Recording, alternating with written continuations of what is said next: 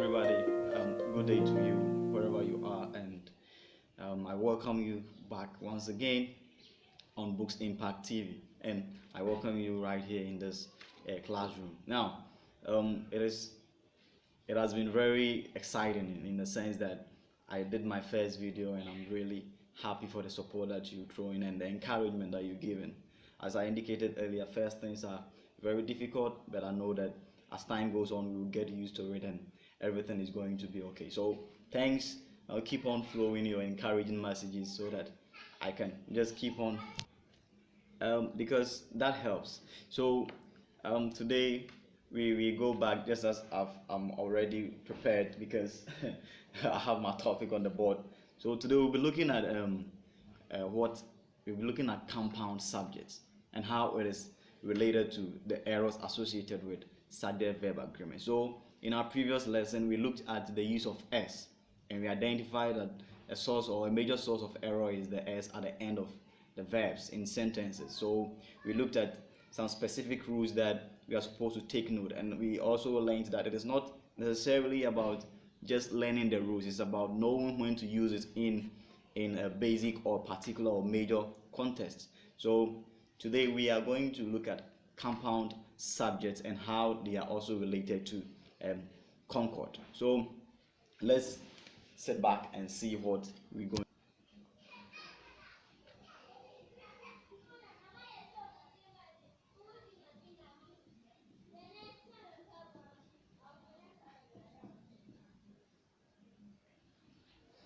Alright, so today we'll be looking at compound subjects as I have indicated earlier on, and these kids are just making noise. Anyway, sorry for the interruption. Can you take a moment and reflect on what a subject is? I believe we have already talked about this thing in our previous lesson. We said a subject is what? What is a subject? Can you think about this? All right, so we learned that a subject is the person or the thing that performs the action of the verb in the sentence. So today we are going to look at compound and subjects. Compound and subjects. Now, if you recall, in our previous lesson, we said that one qualification or one factor to consider before you add s to the verb is when the subject is a singular or it's a third person singular pronoun. Do you recall? Very good. So we looked at subject, but we said a singular what? Subject, and it's also be in the third person. But today we are going to focus on compound subjects. When we talk about compound subjects, what does it mean? Now, two or more nouns or two or more singular nouns can be added or can be joined together by and to form what we call a compound subject. Are you there? I said two or more singular subjects, two or more singular nouns. It can be singular subjects, it can be singular nouns. So two or more singular nouns can be added with and to form what we call a compound subject. So are you there? Two or more singular nouns can be added with and to form a compound subject. So what we mean is, let's look at this. So we have a boy and a girl. A boy and a girl. So we have here a boy and a girl. Now, we know that boy and girl, a boy is a singular noun phrase. A girl is also a singular noun phrase.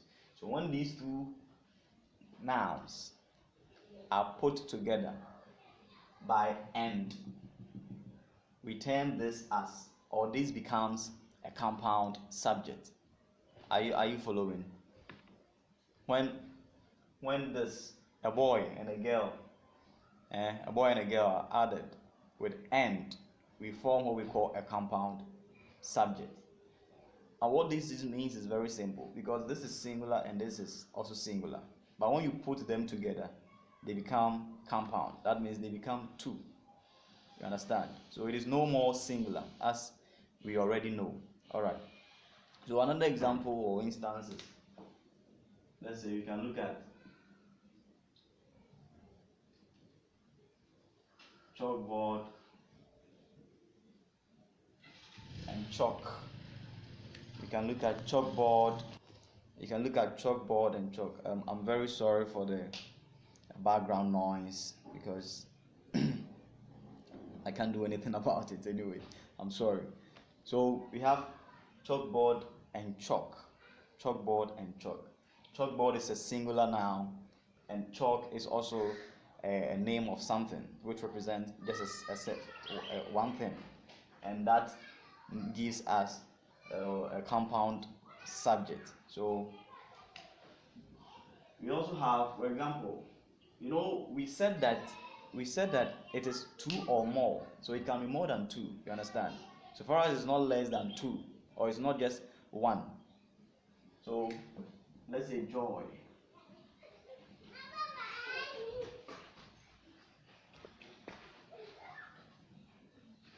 Mensa and Akosia. Now, I have names on the board. Now, three different names: Joy, Mensa, and Akosia.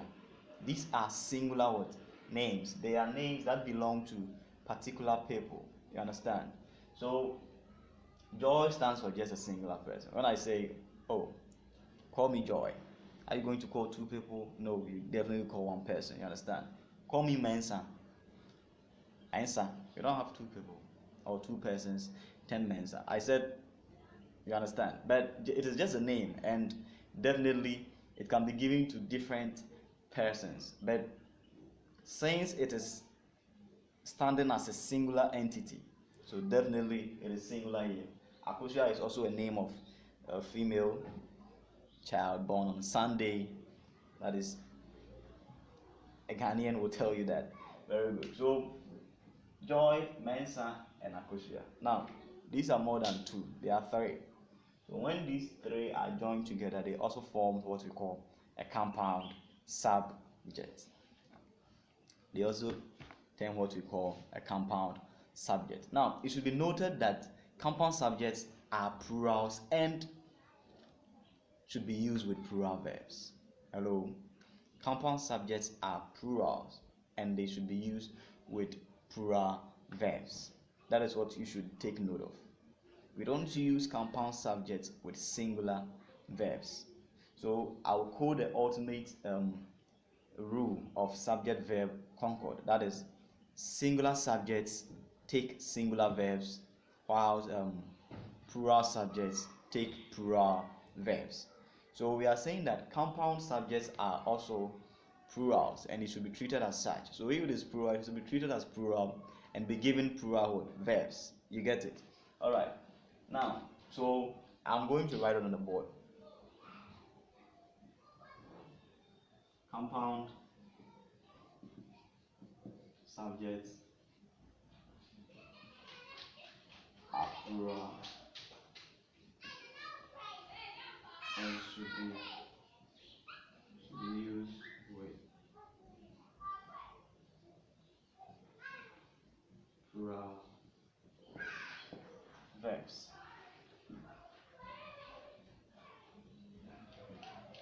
So take note of that. So take note of it. Compound subjects are plural and should be used with plural verbs. On no condition should you use a compound subject with a singular verb. That is what you should take note of. Very good. So when we talk about a plural verb, what does it mean? Now look at it. When we talk about a plural verb, we are talking about a verb in its base form. It is a verb in its base form. It is a raw form of the verb without anything being added to it. That is what the plural form of a verb is. A plural form of a verb is the verb in its raw form without anything being added to it. So I can have when I write, write here is a verb. You understand? It has different forms. The different forms of write is writes. You get it? Can also be writing. It can be wrote. Can be written. And at the same time, write. You get it? So what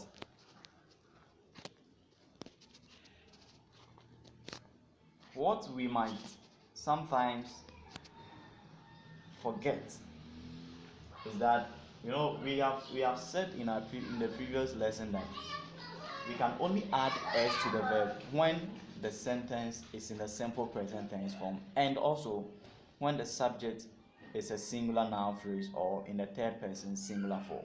You get it? So this cannot be termed as the plural form of a verb. Writing is the progressive or continuous form. Wrote is the past tense form. And this is in the perfect what? It's a participle or a perfect form. Now right here is also in the simple present. So this is the plural form of the verb, because it is the base form without anything being added to it. So take note of that.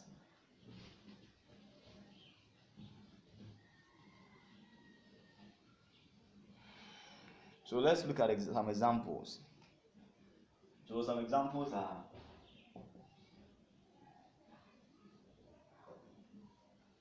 when I write my uncle and my aunt.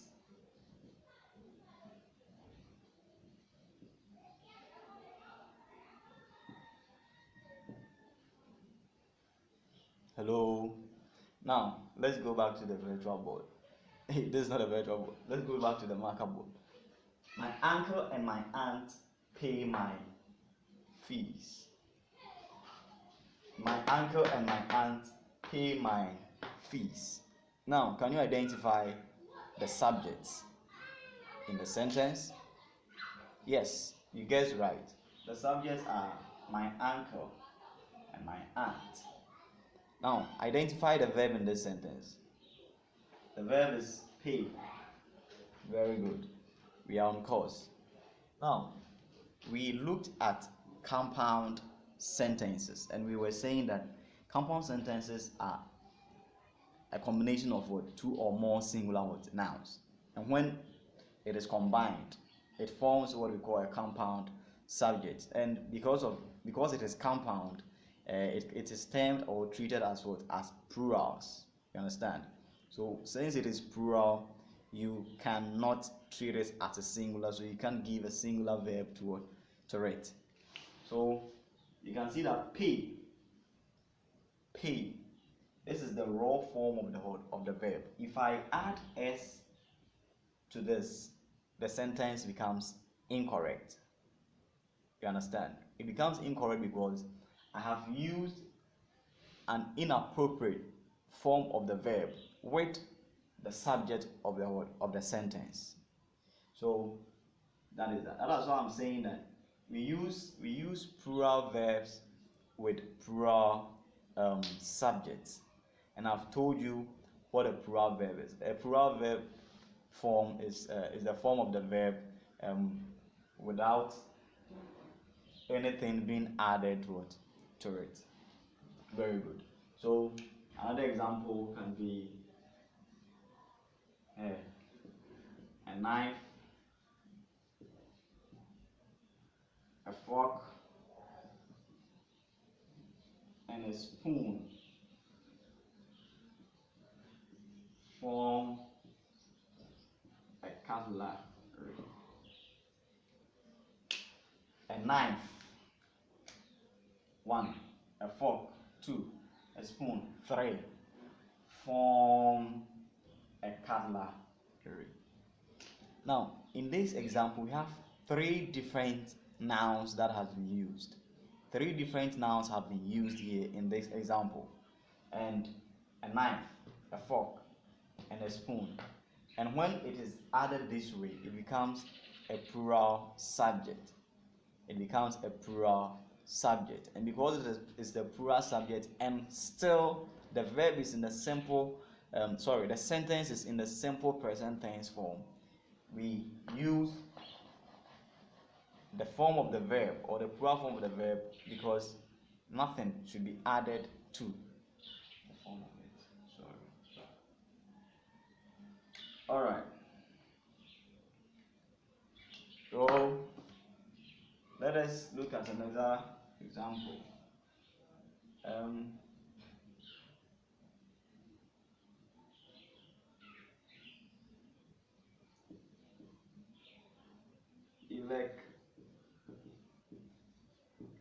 Electricity and water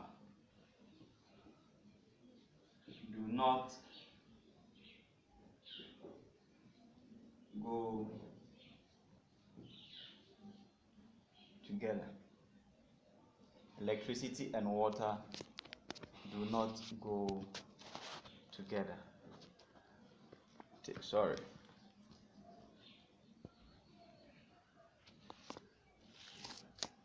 Electricity and water do not go together.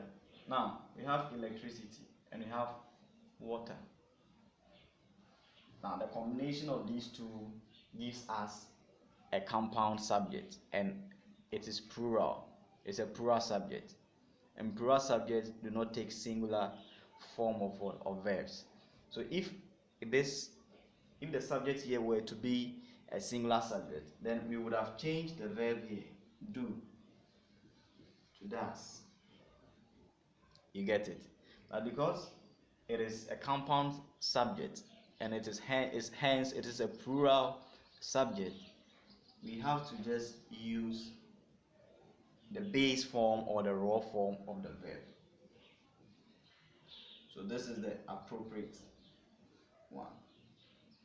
Nice. So electricity and water do not go together. All right. So we will end our lesson here today. Actually, I'm not going to stretch it to too much, but we should note that compound subjects are also one source of error associated with subject-verb agreement, because sometimes you don't know whether to choose, sometimes you don't know whether to add s to the verb when we use compound subjects, or we are supposed to just write the verb just like that. But today I think we will be able to prevent the error here. Now, we said compound subjects are two or more singular nouns joined together by and it gives us a compound subject. Now, what we should take note is that compound subjects are plurals, and hence we don't add s to the verb. Always we are looking at the verb, always we are looking at the sentence in the simple present tense form. I'm saying that the sentence is always in the simple present tense form. If it is in the simple present tense form, that is when you have to think whether you have to add s to the verb or you are not supposed to add s to the verb.